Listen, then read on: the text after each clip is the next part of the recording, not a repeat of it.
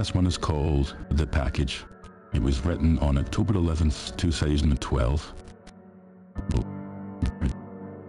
Dear Trusted Ali, if you receive this, you have a duty to so... Start again. This one is called The Package, written on October 11th, 2012. Dear Trusted Ali, if you receive this, you have a duty to fulfill, as heard from you say. You know about our predicament by now, and you're alone with nothing to do but be scared. So forge ahead and read. Read the whole thing. The whole thing, please. I sat in one of the black leather chairs provided at the gate, shivering in my threadbare coat. I looked at my watch, noting the time, 5:27 p.m, and tapped my foot nervously. My seat would be called to board in approximately 3 minutes. I'd spent almost all of the money I'd had left after purchasing my small apartment in Hastings, Texas, on this flight there.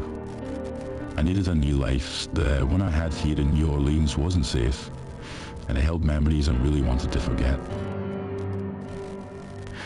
A shifty-looking woman walked in front of me and took her seat 3 down to my left. I pulled my small, warm carry-on closer to me. In this weather bag rested my only possessions in the world, save whatever came with the tiny apartment at Parkcrest. A Bible, more worn than the bag it lay in, that had been given to me years ago by my father. It was my only memory of him, as he died 3 years ago, cancer. It was his love for cigarettes that did him in the end. A small photo album half full of pictures depicting a happy smiling family. I barely recognized myself in them anymore. 2 pairs of pants, jeans and khakis. The khakis were for a job interview, if I could secure one. 2 shirts, a t-shirt and a polo. I could buy more once I got there, depending on the price of food. That was it. All that I owned fit in this tiny bag. All that defined me, all that was left of the life I'd had before. I didn't want to forget the good parts, only the bad. That's why I was leaving after all, right? I watched closely as the lady behind the booth walked up to the intercom and called Maison to board. I stood up, shaky from having missed breakfast and lunch today, to compensate for the price of gas it would take to get here. I turned in my ticket and walked down the hallway to board the tiny, cheap plane, wary of anyone who came too close or looked too suspicious. Nothing could ruin this now, nothing. Suddenly, there was a hand on my shoulder and I cursed myself, mentally reviewing every move I'd made that I might have led someone here after me. I'd done everything to shake anyone off my tail. Yet, sir, can you hear me? Sir, I really need your help. The voice is vaguely familiar, but I couldn't place it. I shook my head.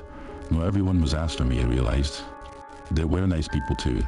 I couldn't help anyone right now. I couldn't even help myself. Sir, please. The voice pleaded with me. I turned sharply, my eyes darting around for any stragglers who might serve as witnesses. Then you landed on the man. He was shorter than me and bold. He looked foreign and extremely wealthy, which made me hate him almost off the bat. Then I chided myself and decided to give him a chance. What do you want? I demanded rudely, anxious to get on the plane. The man seemed unfazed by my harsh tone of voice and proceeded to place a small brown paper package in my hands. He started hurriedly giving me instructions, his eyes flicking back and forth, even more nervously than mine had been just a few moments before. I need you to bring this on the plane. Hide in your carry-on. They won't inspect the thing. Once you get on the plane, you'll need to... Wait, man, hold on. I interrupted. What the hell's this package? A sudden thought occurred to me, and I hissed him angrily, shoving the package back into his arms. Is this a bomb? His eyes lightened, frighteningly large, to the point where I began to feel concerned he would pass out right there. And he shook his head vigorously. Nothing of the sort, my friend. Nothing of the sort. His voice had become high and squeaky, and he started talking again, even faster than I'd even thought possible. Sometime before you arrive at your destination, leave the package in the plane bathroom somewhere hidden. Do not open the package. You can leave the plane and forget that any of this ever happened, unless you open the package. Don't open it under any circumstances. And why the hell would I do this for you? I don't even know yet. Or if you're lying to me and this is a bomb, or if it kills me, man, I'm not that sort of crazy. What in the hell's your There's obviously not a bomb or anything else illegal, and it has already been through customs, he pointed out. When you arrive at your residence in Hastings, you will find that a substantial sum of money has been added in your account. This made me pause, and I stared at the man, my eyes wide as I contemplated his offer. I needed this money so badly. The funeral costs had just about wiped out my savings, not to mention the airplane and the gas to get here, and the apartment I was headed for. I needed food, clothes, I needed this money. But money did not come free.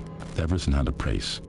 But leaving this package, parcel, whatever it was, leaving on a plane, what could it hurt? He had a good point, it was totally legal. I could leave it all behind and not experience any of the repercussions the hiding whatever was wrapped in this paper may entail. It seemed like a dream come true. How substantial are we talking? There will no longer be the need for you to go without meals in order to pay for gas ever again. The man grinned wheezily, knowing he had me. The call for the zone after mine came, and I knew that soon people would be coming this way. I had to make my decision fast and... Okay, I whispered, barely audible. I took the package and shoved it into my carry-on, and I boarded the plane. I didn't look back, so I didn't see the man grinning widely, turning and walking confidently away from me, muttering something into the collar of his expensive-looking coat. I had the aisle seat, and the lady next to me was sleeping. My fair hair and freckled complexion reminded me of my daughter, not a reminder I'd like to have to experience in an enclosed aircraft. As I was prone to tears when the subject came up, but what could I do? This was only an hour and a half long flight, but already a lifetime's worth of doubts and regrets had piled up in my head, causing me to sweat profusely and rethink my entire life. Two details of this whole package thing kept nagging at me. First, how had this stranger known my story? I didn't take a rocket scientist to figure out that I was lacking in the money department, speaking euphemistically, but he knew where it was going, my exact destination. And my exact destination was about 50 miles off from the airport this plane was headed to. This kind of information was not open to the public, though this man was operating on the public. It bothered me, all this had chosen me for some reason. Second, about 5 minutes after takeoff, I'd realised I recognised this man. He'd come to my house on that day, the day my life had changed 4 months ago. It had started normally on a morning like any other, me heading off to work in this very coat, but back then it was newer, fashionable, sharp. I'd been frustrated because I'd thought it was my day off, but they'd called me in anyway. Said the machines were working, and said I was the only one who could fix them. Couldn't believe I was the only engineer in the whole plant that knew how to get the machines working again. So I grudgingly cancelled my family day and tried to cheer myself up on the way to work. I fixed the machines in about 5 seconds. The dial things were only unplugged. I'd been going to go straight back home, but then my boss had found some paperwork that apparently could not have waited until the next day, and I had to stay and fill out. By the time I'd finished, it was around 3 in the afternoon. I'd gone home, anxious to see my wife and daughter again, and apologised to them that I'd had to leave, but I never did get to. By the time I'd gotten there, the place, what was left of it, was crawling with police officers. The house had been reduced to nothing but smoking rubble, and my wife and daughter had been shot. The official statement was given to me by the man, the same man who had given me this package. The face just hadn't immediately surfaced because of the blur of that day. What stuck the most in my head about it was the statement, not the man giving it to me. These are the memories that haunt me, the ones I must escape from, and if whatever is in this package helps, all the better. The plane had landed about 3 hours ago. I'd followed the man's instructions and he'd come through. According to the ATM outside my apartment, I was about $2 million richer than before and got on the plane. That was what was so important that was worth $2 million. Hopefully I would never find out. It was 2 weeks later when I did find out, and I was watching news for the first time in about a week from my armchair, considerably better dressed than I had been at the time of the flight, but still in the same apartment as I was searching for a job. The anchorman came on looking flustered and frightened. It seems that we've located the origin of the virus. Virus? I thought, what virus? Hi, Itay, how you doing? Itay, I'm reading some horror stories. Welcome in. So, this one is called The Package, and they're all going to be about 10 or so, 15 minutes long tonight. And they're going to be kind of in the same sort of like line. If you use each other, they'll all be sort of apocalyptic type ones. So happy Thursday. Hope everything's going great. For those of you who have just joined us and who have been completely out of touch with society for the last few days, here is a quick review. Approximately 2 weeks ago, it came to our attention the virus had infected a few people. A virus the medical professions have never seen before.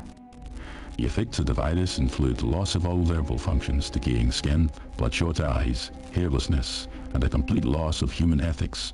Killing, eating raw meat and human flesh, and maiming for pleasure are the only effects known to occur in every victim. The fatal outcome of every case is death. This virus has spread at an alarming rate of people, and people are now being asked to stay in their homes. All flights have been cancelled, as well as school and any other large social gatherings. Now, back to the current story. The exact origin of this disease has been pinpointed to New Orleans on a flight here from Dallas. And a flight from here to Dallas, Texas, an aerosol was released containing the virus. We do not know the identity of the perpetrator as of yet, but every effort is being made to do so. If you have any information, please call the number on the screen. Remember to wash your hands, and we will be back shortly. I stared dumbfounded at the screen. The man they were talking about was me. At a fight that would secure the fate of surely over half of America. At least the virus that was turning people into zombies. What was worse was that I'd done all this for money. Oh, you're getting surgery? I hope that goes great. Is this a carpal tunnel? That's the story. That was all last month. Now I'm pretty sure I'm the only one in this town still unaffected by the virus.